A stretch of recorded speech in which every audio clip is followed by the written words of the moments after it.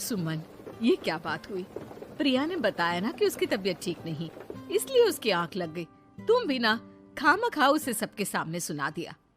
अरे आप नहीं जानती शारदा जी, कुछ बहुएं ना बहुत आलसी होती है, घर का एक काम नहीं करना चाहती। ऐसा नहीं है सुमन, तुम्हारी बहू तो बहुत प्यारी है, तुम्हारी सारी बात भी तो मानती है। हाँ सुमन, तुम प्रिया के बारे में ऐसा क्यों सोचती हो?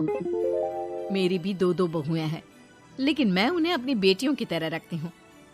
आखिर वो भी तो किसी की बेटियां ही है ना। और अगर तुम ऐसा ही व्यवहार करोगी तो एक दिन प्रिया भी तुम्हारे साथ ऐसा ही बर्ताव करेगी। शारदा और विमला की बातें सुनकर सुमन की तो बोलती बंद हो जाती है। वहीं प्रिया भी बाहर से सारी बातें सुन रही होती है। अरे मैं कोई उसकी दुश्मन थोड़ी ना हूँ, मैं भी उसकी माँ हूँ, लेकिन कभी कभी सास बनना पड़ता है, नहीं तो बहुएं हाथ से निकल जाती है। देखो सुमन, ये सब सोच का फर्क है। अगर तुम ये सोचोगी तो कभी प्रिया को अपनी बेटी नहीं बना पाओगी। इतना कहकर शारदा और विमला वहां से चली जाती हैं और सुमन अकेले बैठकर उनकी बातें सोचने लगती है। अगले दिन प्रिया और दीपक अपने कमरे में बैठकर बात कर रहे होते हैं और सुमन उनके कमरे के बाहर कुछ काम कर रही होती है और उन दोनों की बातें सुन लेती है। दीपक, तुम्हें पता है हमारे पड़ोस में जो शारदा आंटी है ना, बहुत अच्छी हैं। अच्छा, ऐसा क्या हो गया जो तुम्हें वो इतनी अच्छी लगने लग गई? कुछ खास नहीं, बस कल जब मम्मी जी मुझे सबके सामने सुना रही थी तो शारदा आंटी ने मेरा साथ दिया। मैं तो सच में हैरान ही रह गई थी जब उन्होंने मम्मी जी को मुझसे ऐसा बर्ताव करने के लिए मना किया। अच्छा, फिर क्या हुआ?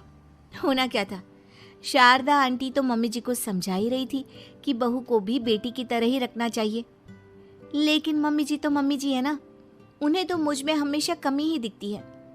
काश मुझे भी शारदा आंटी जैसी सास मिली होती जो मुझे भी अपनी बेटी जैसी समझती। सुमन ये सब सुनकर बहुत उदास हो जाती है और वहां से चली जाती है। प्रिया की बातें सुमन के कानों में बार बार गूंज रही थी। उसे बहुत शर्मिंदगी महसूस हो रही थी कि उसने प्रिया के साथ बहुत गलत किया है।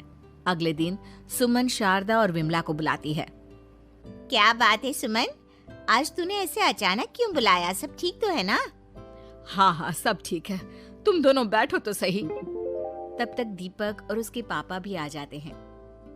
प्रिया, तुम भी आ जाओ। क्या हुआ मम्मी जी, आपने बुलाया? हाँ प्रिया बेटा, मैं आज सबके सामने तुमसे माफी मांगना चाहती हूँ। मैंने आज तक तुम्हारे साथ बहुत बुरा व्यवहार किया है, लेकिन तुमने कभी भी मेरे साथ बुरा बर्ताव नहीं किया। मुझे अपनी गलती का एहसास हो गया है, हो सके तो मुझे माफ कर देना। प्रिया अपनी सास की बातें सुनकर हैरान हो जाती है, उसकी आंखों में आंसू आ जाते हैं। प्लीज मम्मी जी, आप मुझसे माफी मत मांगिए, मैं भी आपकी बेटी ही हूँ।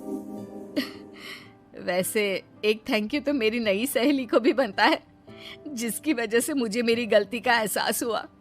शारदा बहन, आपका बहुत बहुत शुक्रिया जो आपने मेरी आंखें खोल दी। अरे क्या सुमन, तुम भी ना। तो फिर इसी बात पर चाय और पकोड़े हो जाए? हाँ हाँ, क्यों नहीं।